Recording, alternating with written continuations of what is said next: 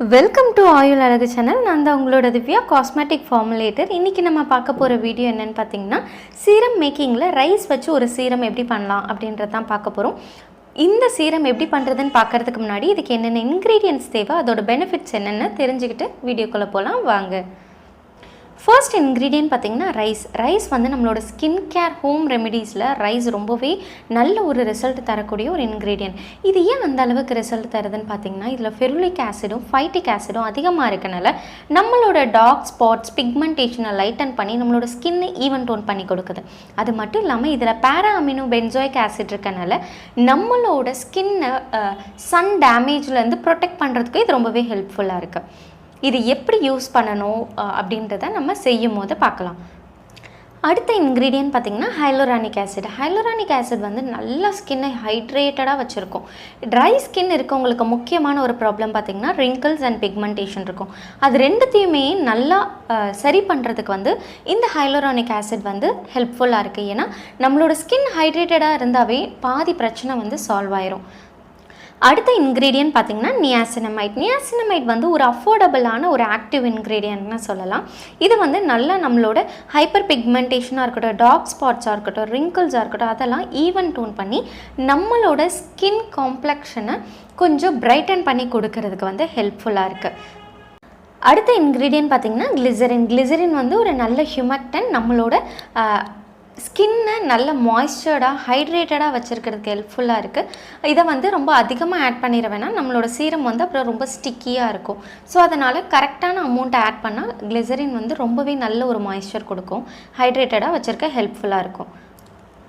Next ingredient பார்த்திங்கன்னா calendula extract வந்து நம்மளோட ஸ்கின்னை நல்லா மாய்ஸ்சராக வச்சுருக்கிறதுக்கு ஹெல்ப்ஃபுல்லாக இருக்குது. அது மட்டும் இல்லாமல் இதில் ஆன்டி ஆக்சிடென்ட் இருக்கனால ஸ்கின் ஏஜிங் ப்ராசஸை வந்து ஸ்லோ டவுன் பண்ணி கொடுக்குது. அதன் மூலிமா நமக்கு பிக்மெண்டேஷன், ரிங்கிள்ஸை வந்து கண்ட்ரோல் பண்ணி ஈவன் ஸ்கின் டோனாக இருக்கிறதுக்கு வந்து இந்த கேலண்டுலா எக்ஸ்ட்ராக்ட் ஹெல்ப்ஃபுல்லாக இருக்கும். அடுத்தது பார்த்திங்கன்னா லிக்விட் ஜெர்மல் ப்ளஸ் வந்து ஒரு ப்ரிசர்வேட்டிவ். நம்மளோட ப்ராடக்டோட ஷெல்ஃப் லைஃப் எக்ஸ்டெண்ட் பண்ணுறதுக்காகவும் ப்ராடக்டை எப்படி ஃப்ரெஷ்ஷாக பண்ணுறோமோ அதே ஃப்ரெஷ்னஸ் ரொம்ப நாளைக்கு இருக்கணுன்றதுக்காக நம்ம ப்ரிசர்வேட்டிவ் யூஸ் பண்ணியிருக்கோம். இப்போது இந்த ரைஸ் சீரமோட ஃபார்முலேஷன் பார்க்கலாம். Rice water 16 gram, hyaluronic acid 0.4 gram, niacinamide 2 gram, glycerin 1 gram, calendula extract 0.5 gram, liquid germall plus 0.1 gram. இப்போது இதில் கேலண்டுலா எக்ஸ்ட்ராக்ட் இல்லைன்னா ரைஸ் வாட்டரும் எக்ஸ்ட்ரா ஆட் பண்ணிக்கலாம், கேலண்டுலா எக்ஸ்ட்ராக்டை ஸ்கிப் பண்ணிக்கலாம். அதுக்கு பதிலாக கேமோமைல் எக்ஸ்ட்ராக்ட் கிடைச்சாலும் உங்களுக்கு ரொம்பவே பெஸ்ட்டான ஒரு ரிசல்ட் தரும். இப்போது இந்த ரைஸ் சீரம் வந்து நம்ம எப்படி பண்ணலான்றதை ஸ்டெப் பை ஸ்டெப்பாக பார்க்கலாம் வாங்க.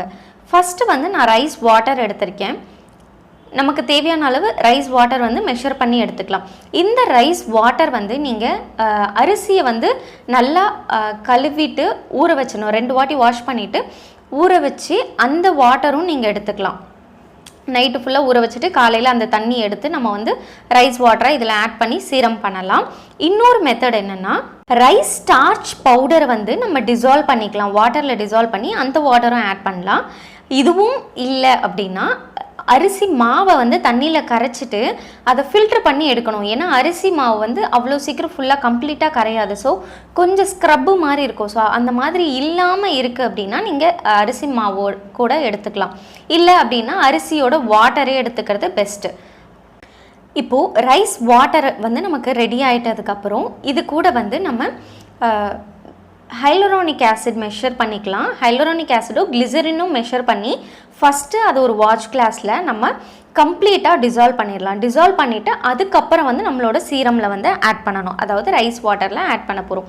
இது எதனால் அப்படின்னு பார்த்திங்கன்னா, நம்ம டைரெக்டாக ஆட் பண்ணிட்டா நம்ம ஹைலோரானிக் ஆசிட் வந்து மிதக்க ஆரம்பிக்கும். ஸோ அது கம்ப்ளீட்டாக டிசால்வ் ஆகிறதுக்கு ரொம்ப நேரம் டைம் எடுக்கும்.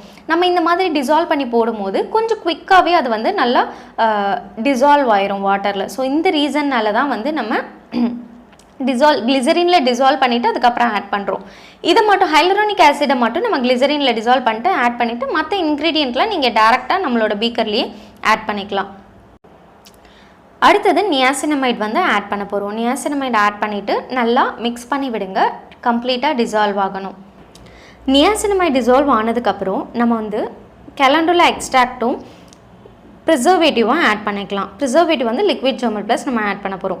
இதை ஆட் பண்ணிவிட்டு நல்லா மிக்ஸ் பண்ணிவிட்டு அதை ஒரு 2 hours வந்து டிஸ்டர்ப் பண்ணாமல் பீக்கர்லேயே வச்சிடணும். வச்சுட்டு அதை கம்ப்ளீட்டாக எல்லாமே ஹைட்ரேட் ஆகி வந்ததுக்கப்புறம் கரெக்ட் கன்சிஸ்டன்சியில் நம்ம வந்து ஒரு சீரம் பாட்டிலில் வந்து ஸ்டோர் பண்ணி வச்சுக்கலாம்.